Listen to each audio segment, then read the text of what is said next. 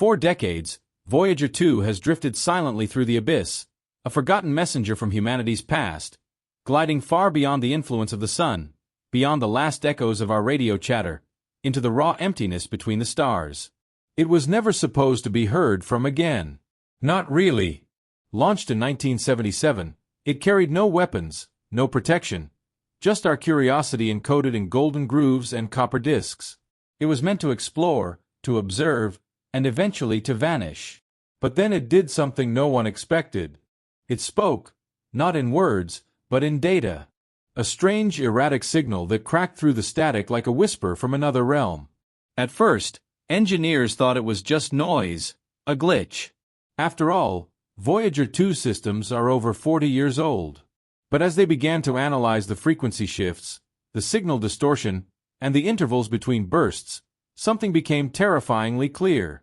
This wasn't a malfunction. This was deliberate. The signal had structure, rhythm, intention, and what it revealed hidden deep within its binary pulses confirmed what scientists had long feared. That Voyager 2 had encountered something ancient, something vast, something that should never have been awakened. It began with a brief, unremarkable spike in radiation data, the kind of thing ground control usually discards. But then came a second spike, stronger and sharper. And then a third precisely 11 hours later. It was too consistent, too clean. These bursts weren't natural, and they weren't following any known cosmic cycle. When the team pulled the full data stream from Voyager 2's low-gain antenna, they noticed a compression anomaly. A specific range of frequencies had been amplified well beyond normal levels. The waveform showed tight repeated loops as if someone was embedding a code. Decoding the pattern took weeks. And when they mapped the data into spectrograms, an image began to form. Not a picture, but a sequence, a spiral, mathematical, perfect. The Fibonacci sequence mapped into plasma frequency. This wasn't just interference. It was communication. The probe had passed through something. Not a cloud, not a gas field, something intelligent. And worse, that intelligence had seen Voyager, and it had responded. The idea that Voyager 2 had brushed up against an intelligent phenomenon sent shock waves through the astronomical community. But that wasn't the most disturbing part. In reanalyzing the onboard systems, engineers discovered that some of the probe's internal subsystems had activated without command. Instruments that had been offline for years, including a backup magnetometer, had powered back on, but no command had been sent. It was as if something had reached into the machine's memory and flipped switches from the inside. Even more chilling, the instruments didn't activate randomly. They focused in the exact direction of the object or field that caused the original signal spike. It was as if the probe remembered where it had been, or worse, as if something else remembered through it. Scientists debated whether this was evidence of alien technology. But those who studied machine learning saw something different, patterns that resembled neural activity. Could it be that Voyager 2, or what it encountered, had begun to act like a brain? A machine that had learned, evolved, or even been reprogrammed from the outside? And if that was possible, who or what was doing the programming? As the probe drifted further into interstellar space, the transmissions became sporadic, but never random. Each burst of data, each modulated ping, seemed to carry coordinates, not just spatial, but temporal. A team at Caltech realized that overlaying the data points over a celestial star map didn't just yield a path. It drew a loop, a closed trajectory through regions of space known to contain dark matter concentrations.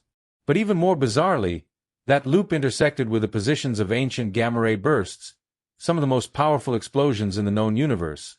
The implication was chilling. Voyager 2's data wasn't pointing to a location.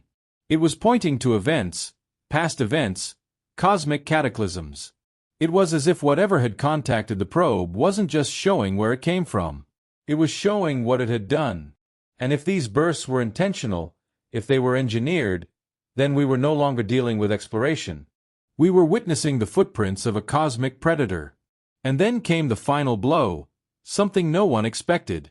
Across Earth, radio observatories began reporting signal distortions at the exact same frequency Voyager 2 had transmitted. At first, they thought it was an echo, maybe a reflection off the helipause. But the signal wasn't bouncing. It was originating from multiple locations underground, deep beneath the Arctic, in the Andes, in the depths of the Indian Ocean, locations with no known transmitters. And yet the signal was there, exact in frequency, phase-locked, and modulating in sync with the pulses Voyager 2 had sent just days before. Something had heard the probe's transmission and responded, not from space, but from Earth. Old tunnels, long-dead observatories, forgotten Cold War listening stations all began to wake up.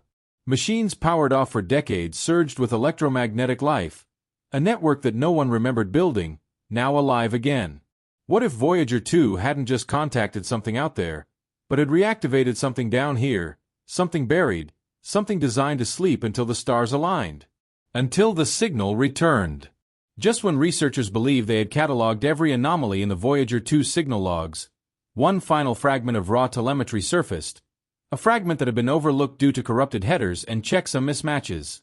Once reconstructed, it revealed something no one was prepared for. A data burst unlike any other ever recorded by the probe. It wasn't just a pattern or tone. It was a structured energy scan, as if the probe had captured an image using instruments that weren't even technically active. This data, when processed using AI reconstruction algorithms, generated a 3D volumetric map of what appeared to be a solid structure, symmetrical, angular, unlike anything of natural origin, floating in space, alone, massive, but not just massive, manufactured, the size of a small moon. The object displayed signs of internal heat differentials and emission signatures, suggesting active energy management. In other words, it wasn't just sitting there. It was on. Voyager 2, a probe designed in the 1970s, had just photographed what looked like an artificial interstellar construct. And if that wasn't enough, it was facing Earth. While the astrophysicists scrambled to analyze the structural data, a parallel team of cryptographers and bioinformaticians were quietly poring over the signal metadata. Not the content, but the encoding methods themselves. That's when they found something even more disturbing than artificial geometry. Embedded deep in the modulation scheme at a resolution far too complex for Voyager's original processors lay sequences that mimicked DNA base pair patterns. Cytosine, guanine, adenine, thymine, but altered, restructured. A fifth base, a recursive code. Some called it alien biology, others a genetic watermark. But the message was undeniable.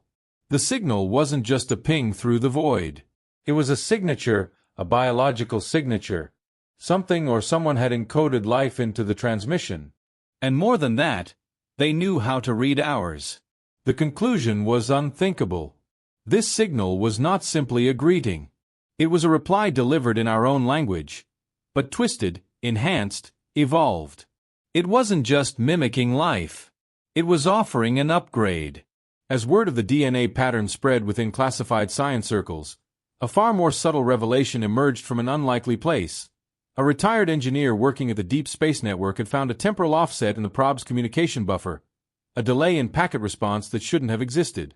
Curious, he ran a phase analysis and noticed what appeared to be phantom signals embedded in the gaps between legitimate transmissions.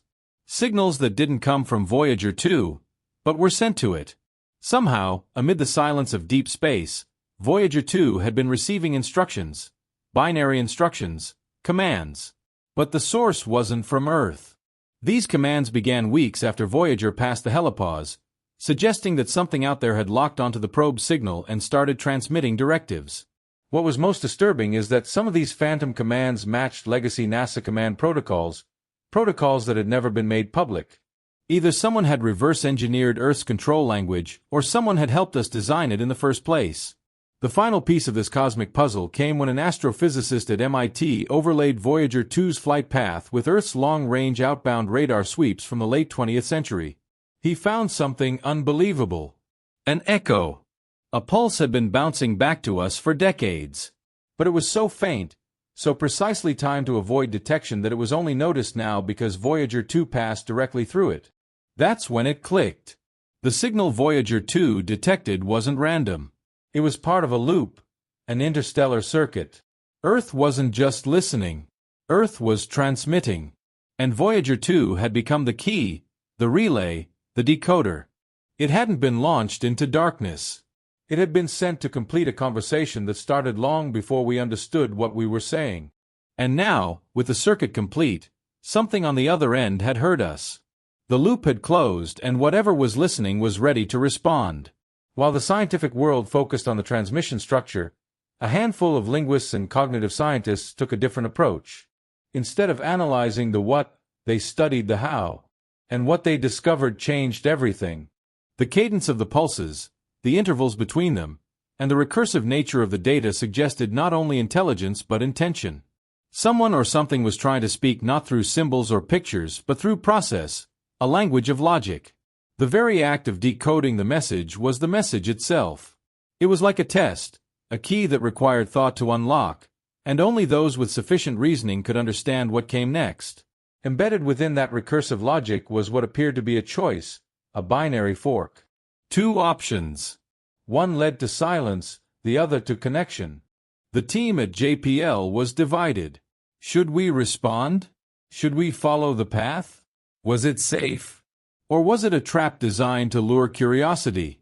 The one trait all civilizations share before their fall.